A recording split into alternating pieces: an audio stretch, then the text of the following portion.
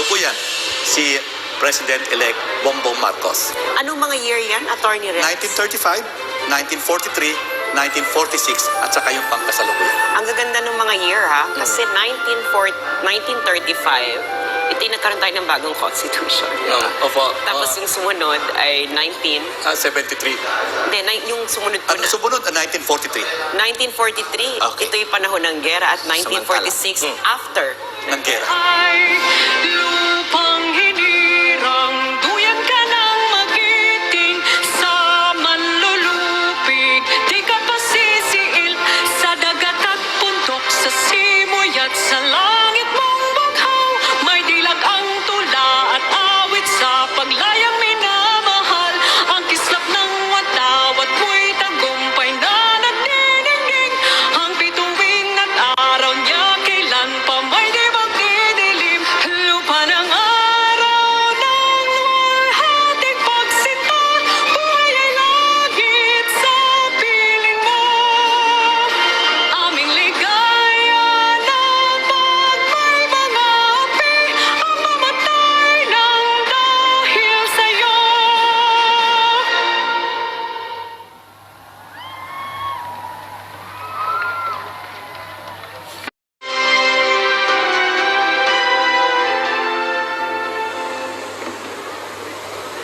As the Senate President and co-chair of the joint public session of Congress that canvassed the votes for presidential and vice presidential candidates in the national elections held on the 9th of May, 2022, it is my distinct honor and privilege to join you in this historic occasion and read the dispositive portion of the resolution of both houses, which proclaimed the duly elected President and Vice President of the Republic of the Philippines. The dispositive portion of the said resolution reads as follows. Resolved further to declare that candidate Ferdinand Bongbong Marcos Romualdez Marcos Jr. and candidate Sara Zimmerman Duterte received the highest number of votes cast for President and Vice President respectively in the national elections held on the 9th of May 2022, and by virtue thereof to proclaim Ferdinand Bongbong Romualdez Marcos Jr. as the duly elected President of the Republic of the Philippines, and Sara Zimmerman Duterte as the duly elected Vice President of the Republic of the Philippines.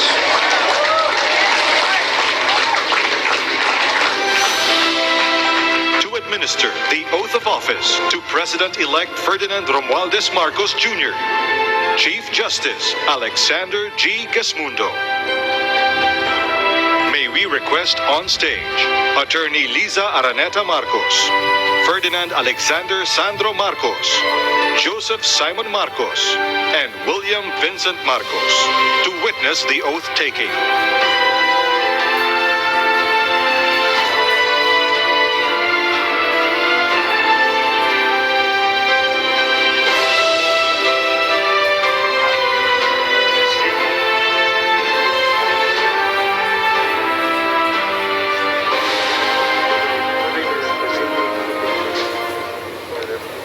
Mangyaring itaas ang kanang kamay at wikain ang mga sumusunod. Ako, si Ferdinand Romualdez Marcos Jr. Si Ferdinand Romualdez Marcos Jr. ay mataimtim na nanunumpa. Natutuparin ko ng buong katapatan at sigasig. Natutuparin ko na buong katapatan at sigasig ang aking mga tungkulin bilang Pangulo ng Pilipinas. Pangangalagaan at ipagtatanggol at ipagtatanggol ang kanyang konstitusyon. ipatutupad ang mga batas nito, ipapatupad ang mga batas nito, magiging makatarungan sa bawat tao, magiging makatarungan sa bawat tao, at itatalaga ang aking sarili at itatalaga ang aking sarili sa paglilingkod sa bansa. sa paglilingkod sa bansa. Kasiyanawa ako ng Diyos. Kasinawan ako ng Diyos. Congratulations, Mr. Maraming President. salamat.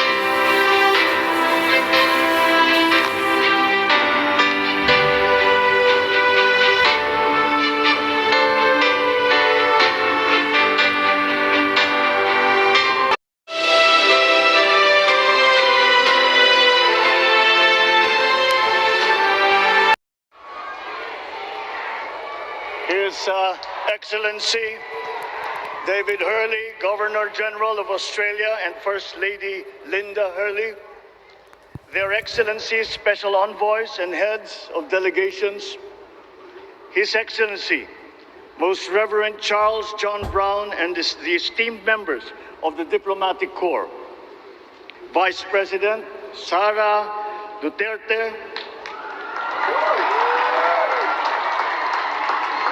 President Fidel Ramos, President Joseph Ejercito Estrada,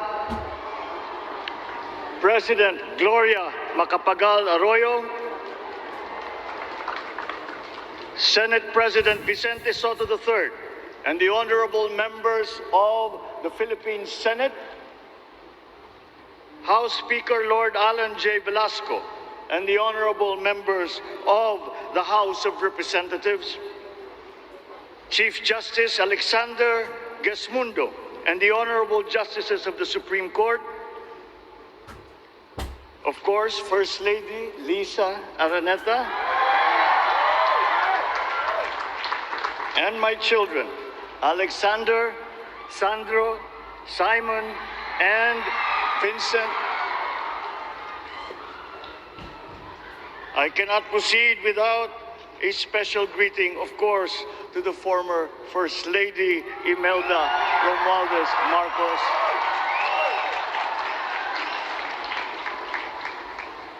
Other distinguished guests, ladies and gentlemen, my friends, ang aking minamahal na mga kababayan,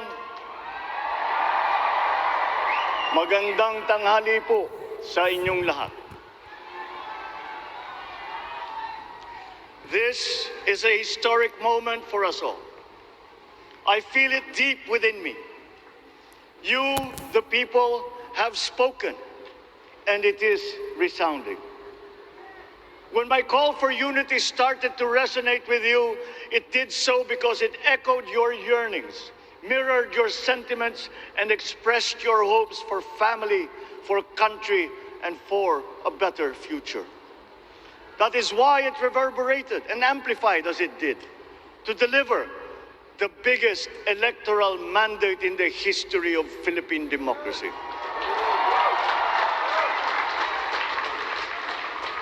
By your vote, you rejected the politics of division. I offended none of my rivals in this campaign. I listened instead, and I saw little incompatibility with my own ideas about jobs, fair wages, personal safety, and national strength, and ending want in a land of plenty.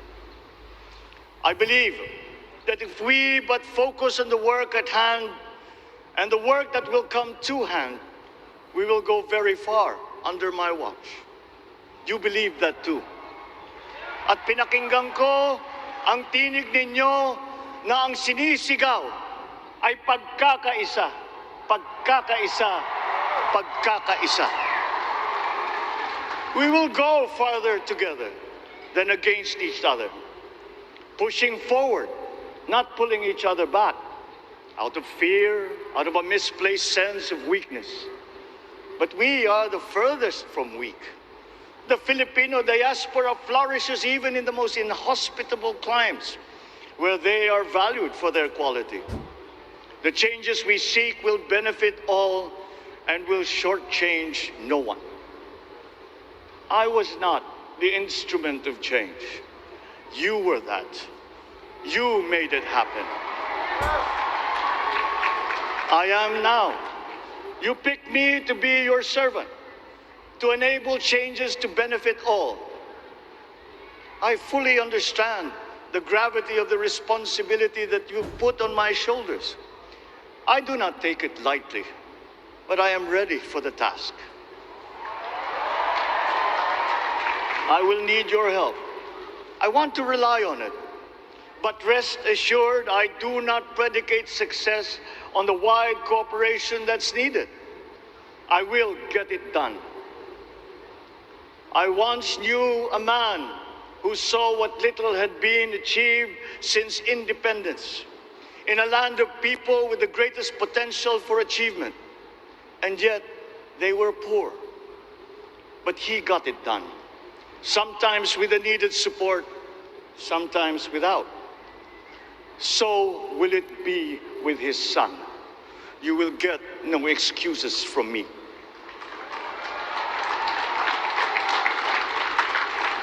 I am here not to talk about the past. I am here to tell you about our future. A future of sufficiency, even plenty, of readily available ways and means to get done what needs doing, by you, by me. We do not look back, but ahead, up the road that we must take to a place better than the one we lost in the pandemic. Gains made and lost, opportunities missed, well-laid plans superseded by the pandemic. Indeed, ours was the fastest growing economy in ASEAN by ways now outdated. We shall be again by a radical change in the way the world must now work to recover what we have lost in that fire and move on from there. We face prospects of the spread of the war abroad, of which we are totally blameless. We seek friendship with all. But countries like ours will bear the brunt of it. And if the great powers draw the wrong lessons from the ongoing tragedy in Ukraine, the same dark prospect of conflict will spread to our part of the world. Yet, there is more out there. Like going forward by new ways of doing that the pandemic forces to adopt. A stronger resilience, quicker adaptability. They are our best prevention. They are our best protection. Quiet reflection in a rough and tumble campaign of a breadth and intensity never experienced revealed some of them, such as a willingness to listen despite the noise, the hesitation to quarrel over differences, and to never, ever give up hope of reconciliation. These gave me the peace to ponder deeper. There are hints of a road not taken that could get us out of here quicker, to something better, something less fragile. There is also what you, the people, did to cope. But this time empowered by new techniques and more resources. You got by getting some of what you needed with a massive government help. And for this, I thank my predecessor for the courage of his hard decisions. But there is a way to put more means and choices in your hands. I trust the Filipino. Imagine how much more you'd achieve if government backstops instead of dictating your decisions.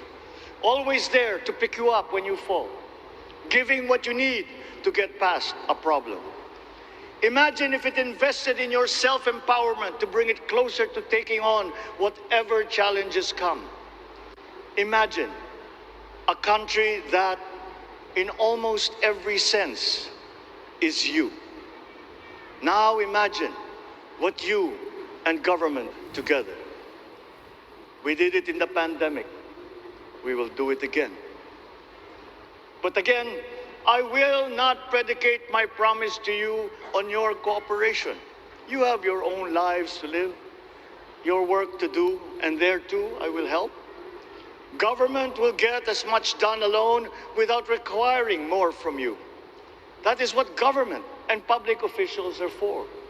No excuses, just deliver. It was like that once upon a time.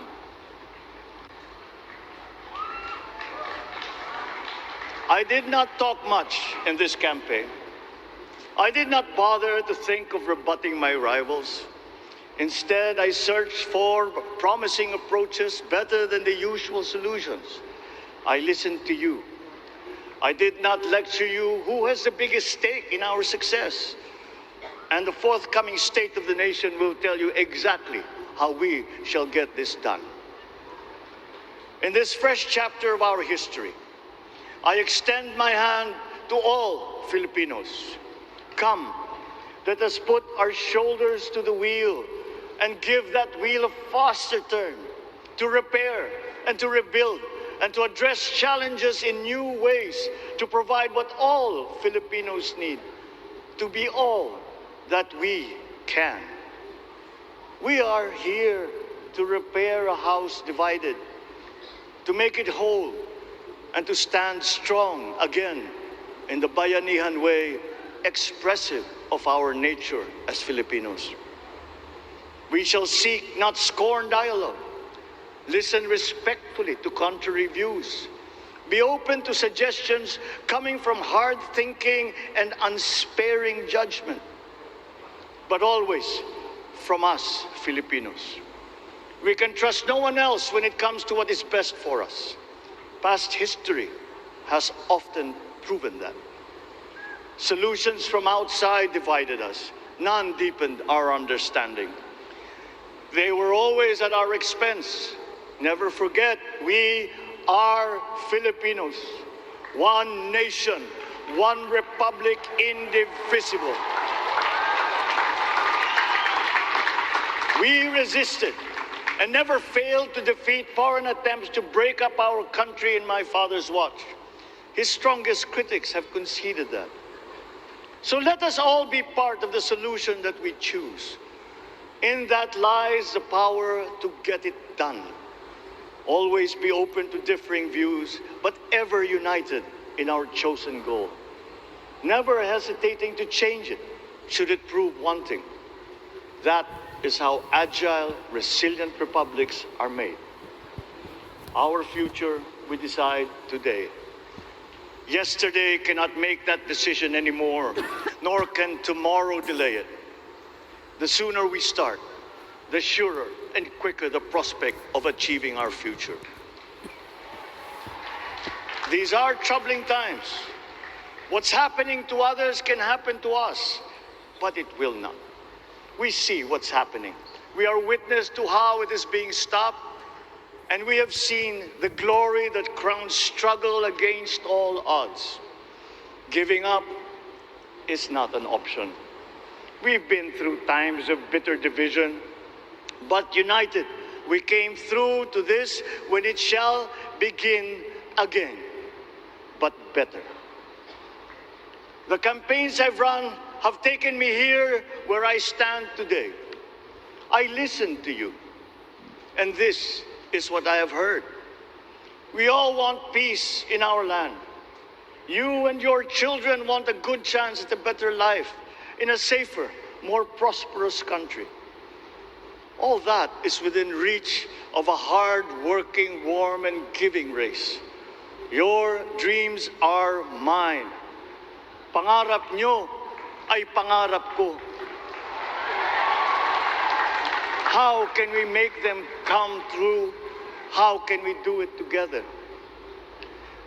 But I will take it as far as anyone with the same faith and commitment can, as if it depended entirely on himself. Sa pangarap na maging mapayapa ang ating bansa, ang pangarap nyo ay pangarap ko. Sa pangarap na maging maunlad ang ating bansa, ang pangarap nyo ay pangarap ko. At sa pangarap na maging mas masinang ang kinabukasan natin at ng ating mga anak, ang pangarap nyo ay pangarap ko.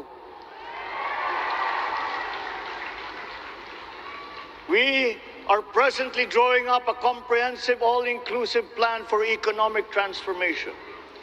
We will build back better by doing things in the light of the experiences that we have had, both good and bad. It doesn't matter. No looking back in anger or nostalgia. In the road ahead, the immediate months will be rough, but I will walk that road with you. The pandemic ravaged bigger economies than ours. The virus is not the only thing to blame. What had been well built was torn down. We will build it back better. The role of agriculture cries for the urgent attention that its neglect and misdirection now demands. Food self-sufficiency has been the key promise of every administration. None but one delivered. There were inherent defects in the old ways and in recent ways too. The trade policy of competitive advantage made the case that when it comes to food sufficiency, a country should not produce but import what other countries make more of and sell cheapest. Then came Ukraine. The most vulnerable when it comes to food are the countries furthest away from the conflict, those bearing no blame for provoking it. Yet they face the biggest risk of starvation. If financial aid is poured into them, though it never is, there is nothing to buy. Food is not just a trade commodity. Without it, people weaken and die. Societies come apart. It is more than a livelihood. It is an existential imperative and a moral one. An agriculture damaged and diminished by unfair competition will have a harder time or will have no prospects at all of recovering. Food sufficiency must get the preferential treatment the richest free trade countries always gave their agricultural sectors. Their policy boils down to don't do as we do. Do what we tell you to. I am giving that policy the most serious thought if it doesn't change or make more allowances for emergencies with long-term effects. There is a parallel problem in our energy supply. Sufficient fossil fuel-free technology for whole economies has yet to be invented. And it is not seriously tried by rich countries. Again, consider the response of the richest countries to the war in Ukraine. But surely, a free world awash with oil can assure supplies. Or we will find a way. We are not far from oil and gas reserves that have already been developed. What we teach in our schools, the materials used must be rethought. I am not talking about history. I am talking about the basics, the sciences, sharpening theoretical aptitude and imparting vocational skills, such as in the German example, alongside the national language with equal emphasis and facility in a global language, which we had and lost. Let us give OFWs all the advantages we can for them to survive and to thrive. Our teachers from elementary up are heroes fighting ignorance with poor paper weapons. We are condemning the future of our race to menial occupations abroad. Then they are exploited by traffickers. Once we had an education system that prepared coming generations for more and better jobs. There is hope for a comeback. Vice President and soon-to-be Secretary of Education, Sara Duterte Carpio, will fit that mission to a T. We won't be caught unprepared, under-equipped, and understaffed to fight the next pandemic. To start with, we never got over the pandemic of poor, if any, free public health. The last major upgrade of a public health system, exemplified by the resources poured into PGH, predates the current shambles by 3 generations. Our nurses are the best in the world. They acquitted themselves with the highest distinction abroad, having suffered even the highest casualties. With the same exemplary dedication at home, they just got by. They are out there because we cannot pay them for the same risk and workload that we have back here. There will be changes starting tomorrow. I am confident because I have an OPLEC in my cabinet. There were shortcomings in the COVID response. We will fix them out in the open. No more secrets in public health. Remember, I speak from experience. I was among the first to get COVID. It was not a walk in the park. My father built more and better roads, produced more rice than all administrations before his. President Rodrigo Roa Duterte built more and better than all the administrations succeeding my father's. Much has been built, and so well, that the economic dogma of dispersing industry to develop the least likely places has been upturned. Development was brought to them. Investors are now setting up industries along the promising routes built. And yet, the potential of this country is not exhausted. Following these giant steps, we will continue to build.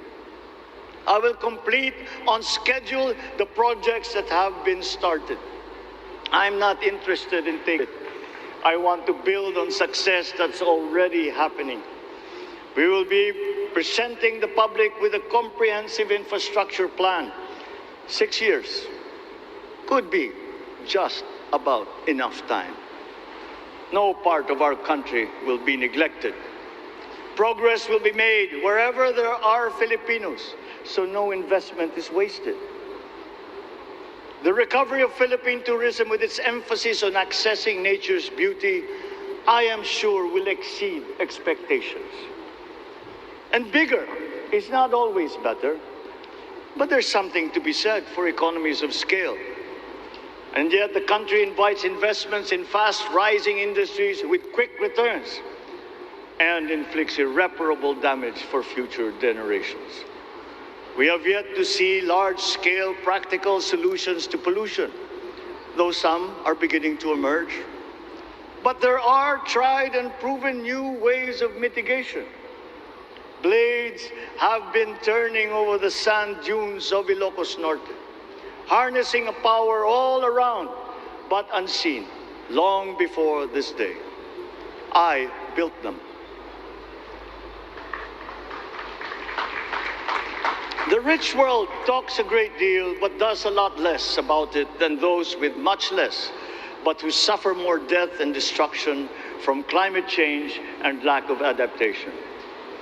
We will look to our partners and friends to help the Philippines, who, despite having a very small carbon footprint, is at the highest risk. First, spare victims, then help them recover, and move on to lessen the harmful impact of climate change. We too have our part to play. We are the third biggest plastics polluter in the world, but we won't shirk from that responsibility. We will clean up. you will not be disappointed. So do not be afraid. With every difficult decision that I must make, I will keep foremost in my heart and in my mind the debt of gratitude I owe you for the honor and responsibility that you have conferred on me. Whatever is in a person to make changes for the better of others, I lay before you now in my commitment. I will try to spare you. You have your other responsibilities to carry. But I will not spare myself from shedding the last bead of sweat or giving the last ounce of courage and sacrifice. And if you ask me why I am so confident of the future, I will answer you simply that I have 110 million reasons to start with. Such is my faith in the Filipino.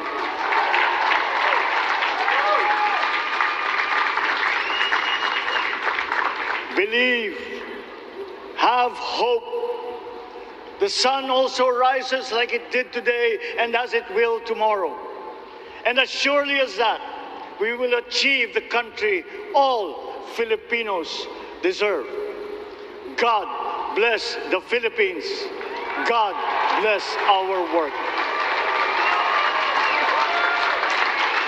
Maraming salamat po sa inyong lahat. Mabuhay ang Pilipinas. Magandang tanghali po.